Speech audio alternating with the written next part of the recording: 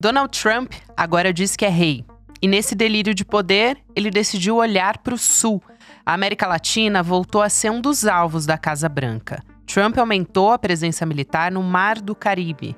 Disse que está combatendo o que chama de Al-Qaeda do hemisfério ocidental. Mas ninguém viu provas disso. Nessa guerra inventada, já são mais de 10 mortos na costa da Venezuela.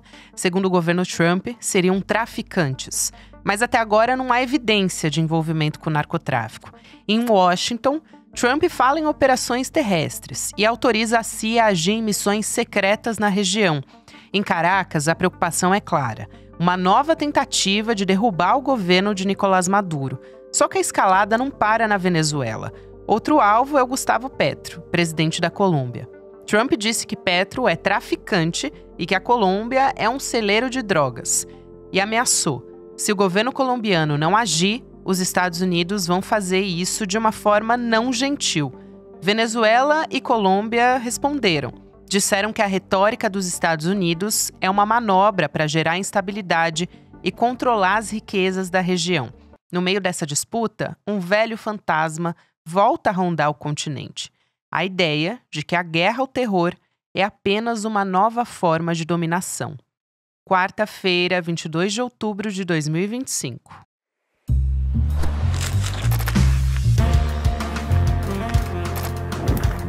Sou Gabriela Varela, esse é o podcast Análise com mais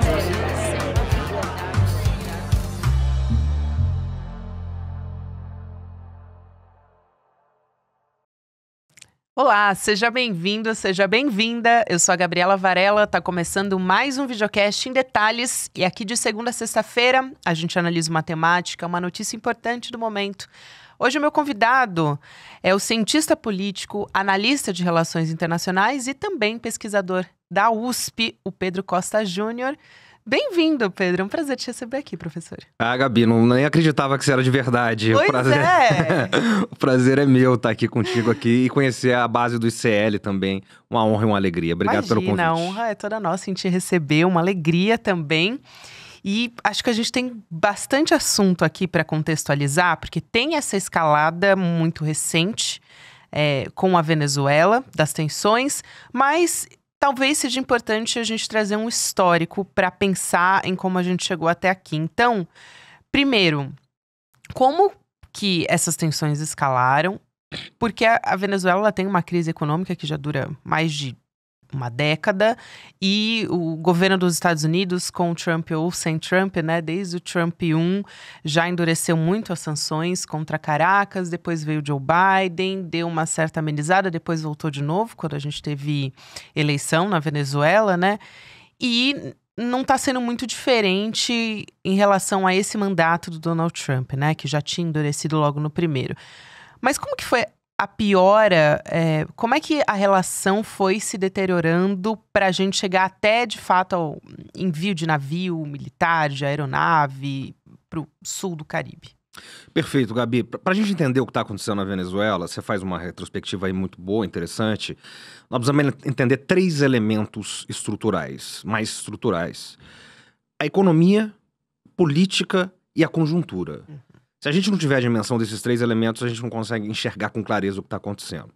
Então, economicamente, o que está por trás dessa ofensiva Trump na Venezuela?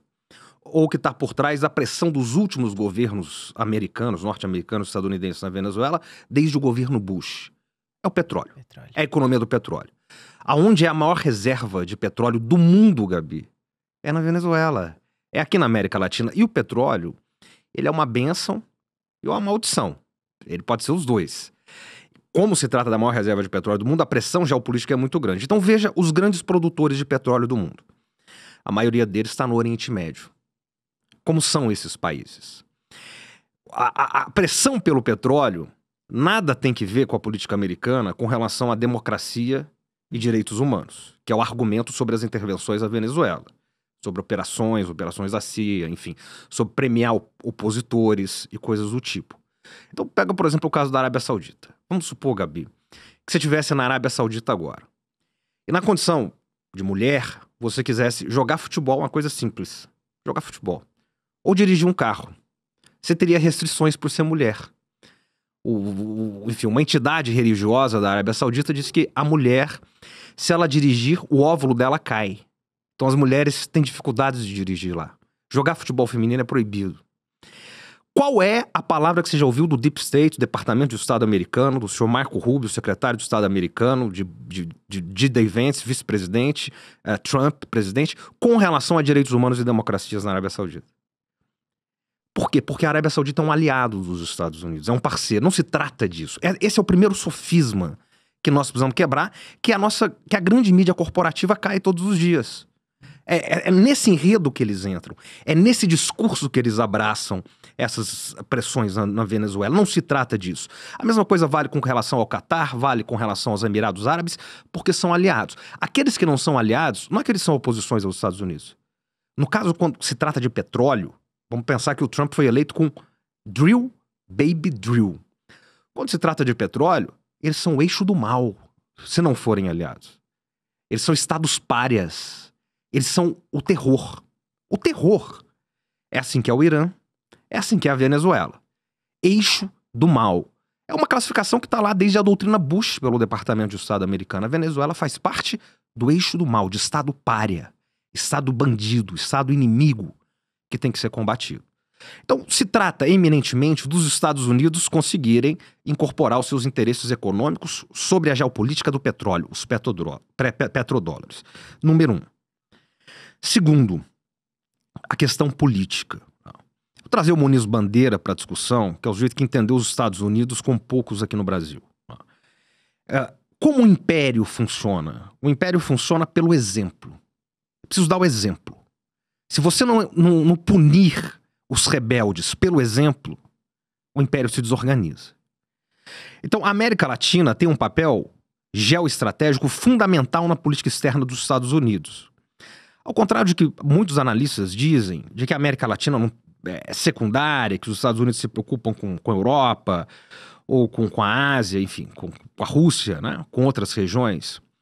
Do ponto de vista geopolítico, isso não é verdade. Porque a região prioritária de uma grande potência é aquela região vizinha, exatamente, à sua grande potência. É primeiro garantir os seus interesses dentro do seu estado e depois na região imediata. Isso vale para a Rússia, isso vale para a China, vale para os Estados Unidos. Então, qual é a região prioritária da China? É o Mar do Sul da China, Taiwan, você não pode tascar ali. A região prioritária da Rússia é aquela região da Europa Oriental, que pega a Ucrânia, que pega a Geórgia, onde eles fizeram 2 guerras, porque ali a OTAN não pode entrar. Os Estados Unidos é América para os americanos, a doutrina Monroe, América para os americanos. E o que o Trump, nesse governo, e o Pete Hegseth disse, é preciso reconquistar o nosso quintal. Isso. Não é isso? A América Latina é essa região que é considerada o quintal deles. E não só pelo Trump, não só pelos republicanos. O Biden tem um daqueles tweets desastrosos dele, uma daquelas declarações, na verdade, não foi nem tweet, foi uma declaração, em que ele diz assim, eu passei a faculdade inteira, a universidade inteira, ouvindo que a América Latina era o nosso quintal. Quero dizer que não, é o nosso pátio, na tradução, o nosso gramado, não é? E agora com essa política de reconquistar o nosso quintal. Dentro da América Latina, quem é o grande estado rebelde aos interesses americanos, que se coloca frontalmente com um relativo poder? Claro que você tem Cuba. Cuba é uma ilha, né? Você tem a Nicarágua, que se coloca ali contra os interesses americanos e tal, que é um estado do ponto de vista relativo do poder no sistema internacional, são estados que não são relevantes desse ponto de vista do poder. A Venezuela já é um território grande, já tem uma população relativamente grande, um território relativamente grande e principalmente tem petróleo. Então ela tem que ser enquadrada. Desde 1999, quando o comandante Hugo Chávez foi eleito, né, e a América Latina vivia a onda neoliberal, e o Chávez foi eleito, e de 99 a 2003 ele ficou gritando aqui na América Latina como João Batista no deserto. Só em 2003 o presidente Lula foi eleito aqui no Brasil e o Néstor Kirchner meses depois na Argentina. Aí começa a chamada Onda Rosa. Né? Então, desde então, os Estados Unidos eles avançam. É uma política do Departamento de Estado, do Deep State, bipartidária, republicana, democrata, trumpista, obamista, enfim, bidenista, para poder enquadrar a Venezuela. Então, a Venezuela ela tem que ser enquadrada. É assim que eles veem politicamente. E aí a gente pode entrar depois no conjuntural. Claro. E Pedro, eu acho que é fundamental você já colocar logo de cara esse interesse no acesso às reservas de petróleo da Venezuela. Alguns analistas, eu ouvi falar também, citando esse interesse de afastar uma interferência externa da China e da Rússia também nessa região da Venezuela, que é vista como uma porta de entrada. O quanto que isso entra nessa equação também, e já que essa questão do narcotráfico, a gente nem falou sobre isso, mas é claramente uma cortina de fumaça, né? Uma justificativa que, na verdade, não é esse o real interesse, né? Gabi, agora você foi no ponto, né? Agora você fez igual o Machado de Assis, você tirou o véu. Você descortinou os interesses. Essa pergunta é extraordinária, né? Porque, veja bem, eu coloquei aqui na primeira parte as condições estruturais. Então, política e economicamente, a pressão dos Estados Unidos economicamente pelo petróleo vem desde que o petróleo faz parte da geopolítica do poder. E, politicamente, desde Hugo Chávez. Esse é o marco. É desde 99 que se torna uma política de departamento de Estado. Agora, conjunturalmente, aonde a coisa muda é a partir do momento, no século XXI, em que a Rússia ela vai renascer no sistema internacional, depois dos anos 90, da humilhação dos anos Yeltsin.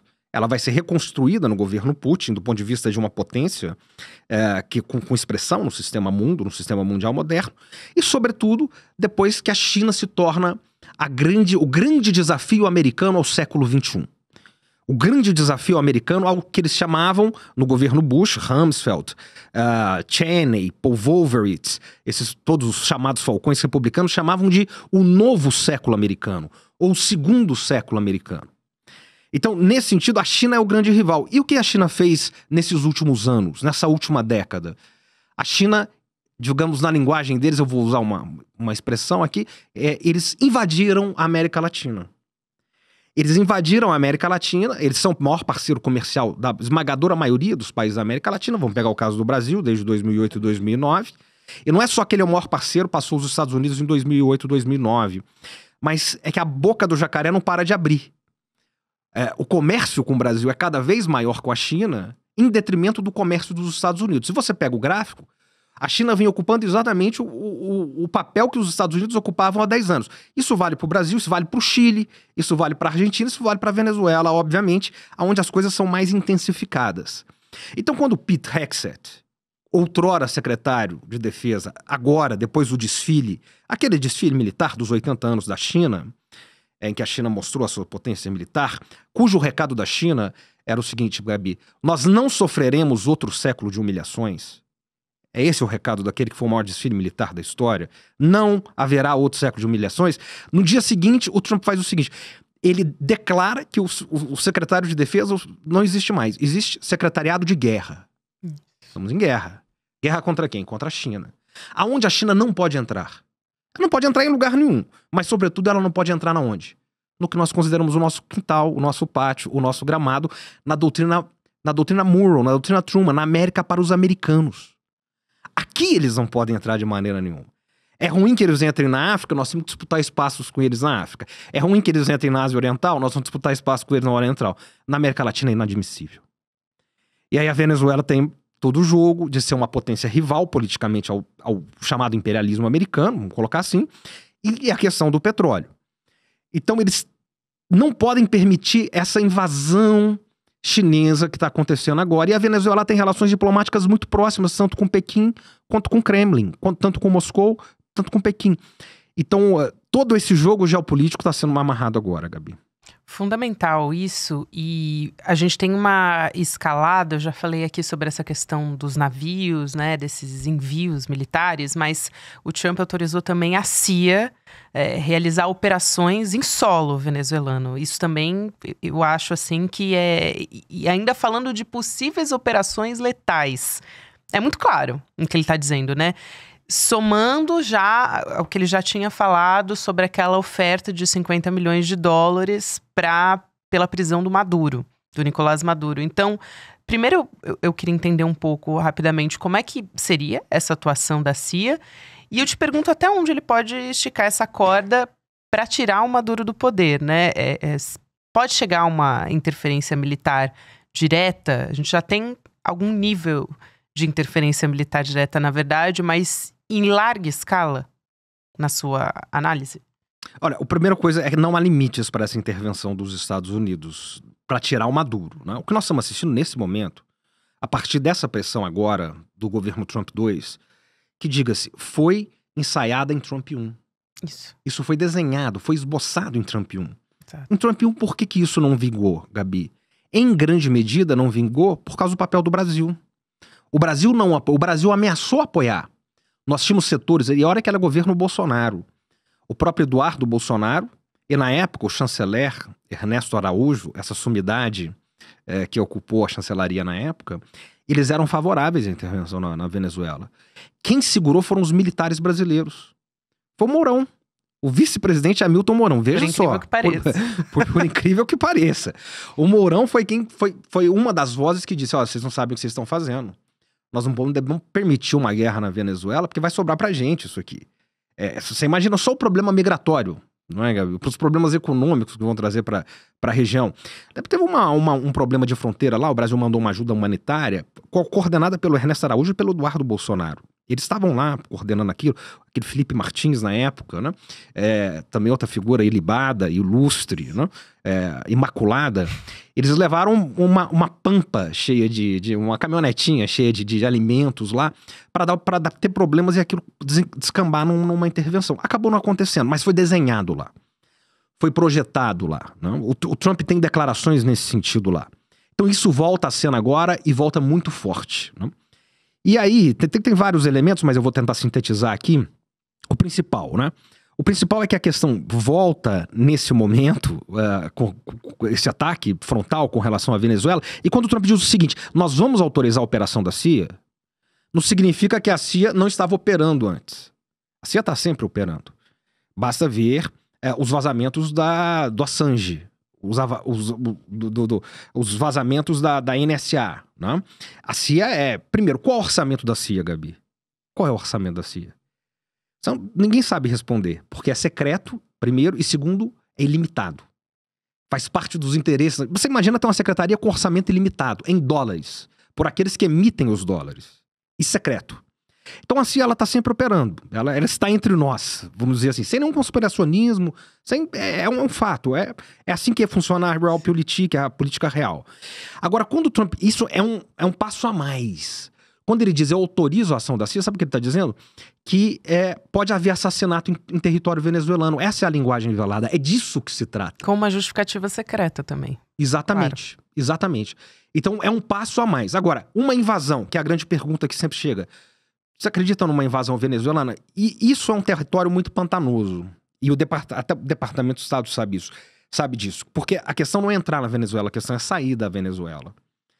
E aí tem complicações nos Estados Unidos muito fortes, tem o chamado fantasma do Vietnã, o trauma do Vietnã, quando eles entram e não sabem como sair. Agora no Afeganistão eles entraram, acharam que ia ser rápido, saíram 20 anos depois, humilhados, naquelas imagens dependurados do avião ali em Cabu. Já no governo Biden, entraram em Bush, saíram em Biden e devolvendo o governo para o Talibã, que é quem eles disseram que ia destruir quando eles entraram em 2001, foram sair em 2021. Então entrar nesse sentido é pesado, mas o que está em curso, isso é o mais importante, Gabi, é um regime change, é uma operação de troca de regime, é assim que eles chamam.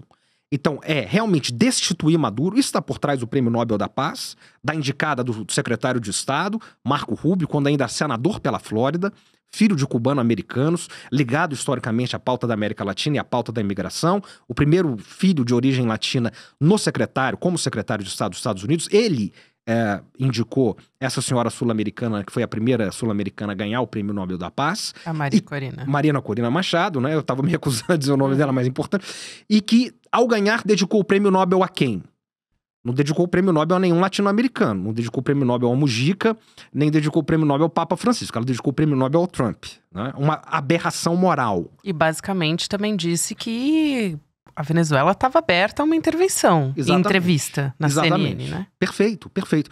E aí tem uma questão muito interessante, né? Eu costumo dizer o seguinte, pior do que a elite brasileira, talvez, né? Quando a gente lê o Darcy Ribeiro, a única coisa pior que a elite brasileira é a elite argentina. Que é a elite mais entreguista, a elite que dolarizou a economia, né? Com Cavalo em 2001. E a única coisa pior que a elite argentina é a elite venezuelana, que faz oposição de Miami. Então, para você fazer uma pesquisa sobre Venezuela, você tem que ir para Miami entrevistar as pessoas de lá. Porque a elite está fazendo oposição de lá. Quer dizer, ali não tem limites. Eles colocam um presidente, aquele Guaidó, que é um sujeito que não tem apelo eleitoral, que não tem apelo popular. Isso tanto faz. Agora, o cerco, Gabi, isso que nós precisamos entender é que o cerco aumentou, a pressão aumentou. Já tem essas questões estruturais. Petróleo de um lado, política do outro, desde o começo da era Chaves, do chavismo. Mas agora você tem uma confluência de interesses que é essa ameaça da invasão chinesa, do respaldo russo, naquilo que eles consideram o seu quintal, naquilo que eles consideram a América para os americanos, tudo isso num caudilhão. E o secretário de Estado deles, a principal pauta biográfica e pessoal dele é a questão latino-americana. Quando eu estive lá, Gabi, em 2000, na época que ele era pré-candidato, em 2016, ele era oponente do Trump. A piada que se fazia é que se ele ganhasse, ele, Marco Rubio, ia deportar os pais, né? É o radicalismo, porque são cubanos, né? Cubanos americanos. É o radicalismo que se tem com relação aos latinos. Então, há um empenho extra nesse momento, há uma motivação extra. E todos os sinais estão dados. Que nós estamos diante de uma ofensiva de regime change, de troca de regime, de tirar o Maduro do poder e colocar Marina Corina Machado na presidência da Venezuela. Eu quero muito falar sobre o papel do Brasil, professor, porque você já até citou aqui, mas também a Colômbia. Como é que ela entrou nessa equação? Porque, além da Venezuela, o Trump, ele foi dizer que o Gustavo Petro, presidente da Colômbia, é um traficante de drogas ilegal. Ele usou essa palavra para se referir ao presidente. E ele também anunciou corte de ajuda financeira para a Colômbia. Como que isso também amplia essa instabilidade regional? E também é difícil, eu acho que essa pergunta é uma pergunta sem resposta até, mas onde que ele quer chegar, também incluindo a Colômbia em tudo isso? Qual é a voz mais vocal nesse momento em apoio ao governo Maduro? Petro. O Petro, ele se coloca como essa liderança latino-americana e, portanto, é um inimigo do Deep State, do Departamento de Estado, e o inimigo da gestão Trump. Ele é alguém a ser derrubado. Acontece que o Petro vai ter eleições na Colômbia agora, são próximas as eleições, e a situação eleitoral dele não dá uma vida longa para ele.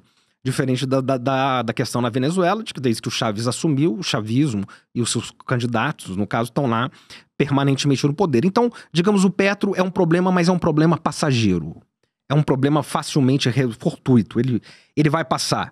Mas incomoda. Incomoda por quê? Porque é o primeiro presidente de esquerda na história da Colômbia. A Colômbia é o país que está ali já quase no Caribe, né? Assim, tá muito próximo. É um país ocupado.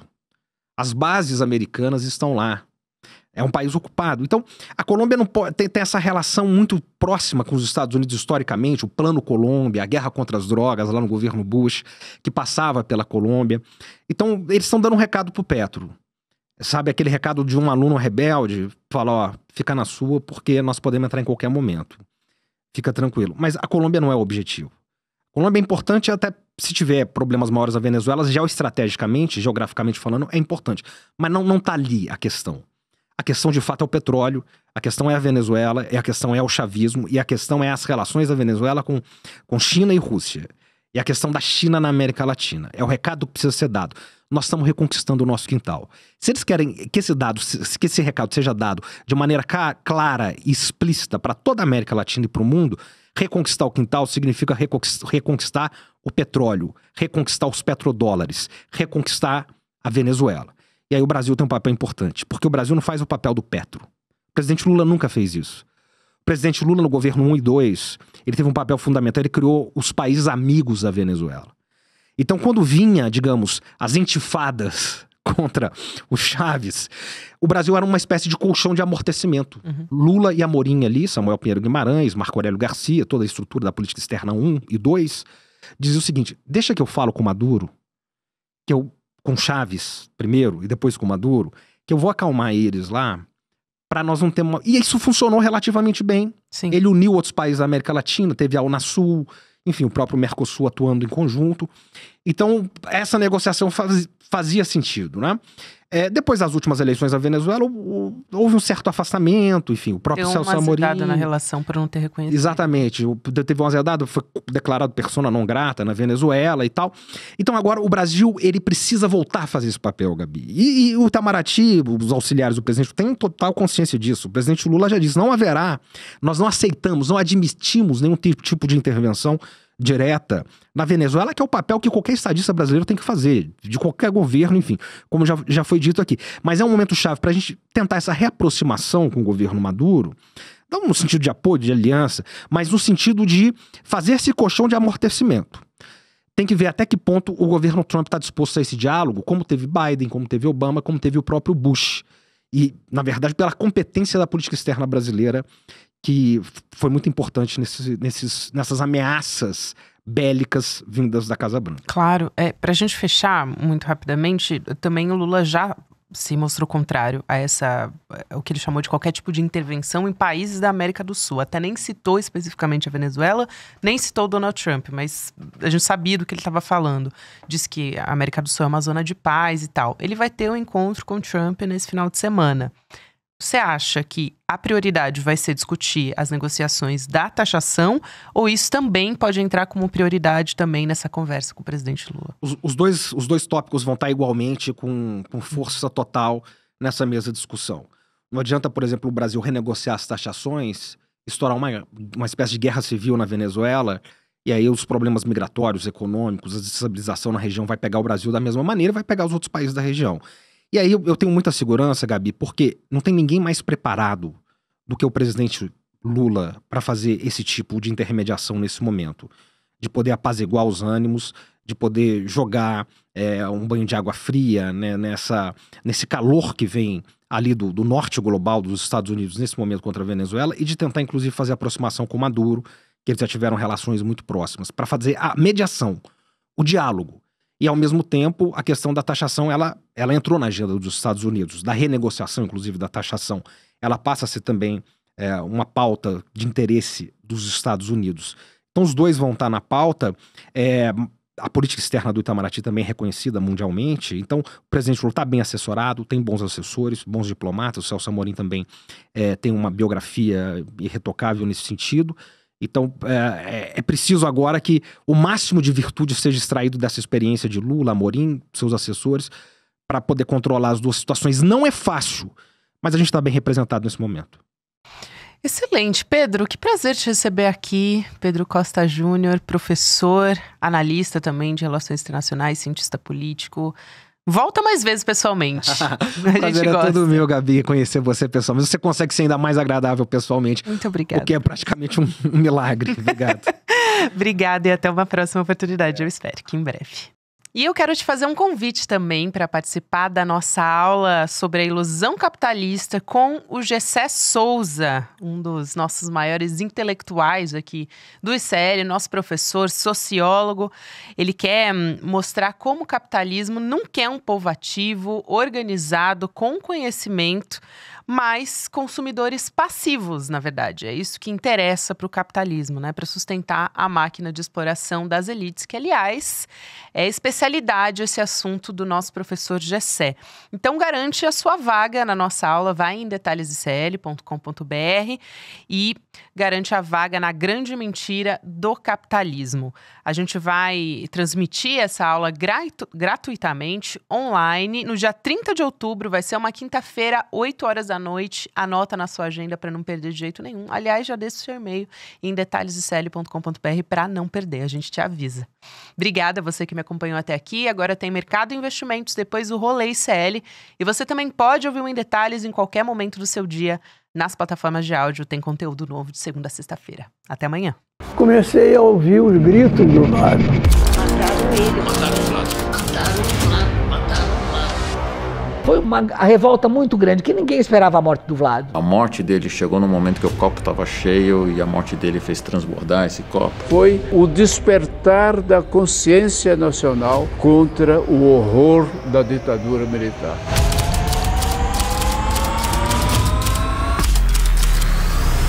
Falar de Vlado hoje é falar da linha dura do Exército de 75, que desagou em Bolsonaro, que elogia a Ustra no impeachment da Dilma.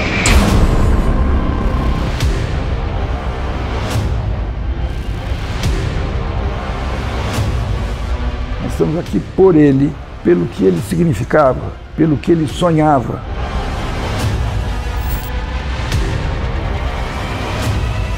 tem que sempre falar desses casos para que a gente consiga justiça para essas pessoas, reparação para as famílias e principalmente buscar a não repetição.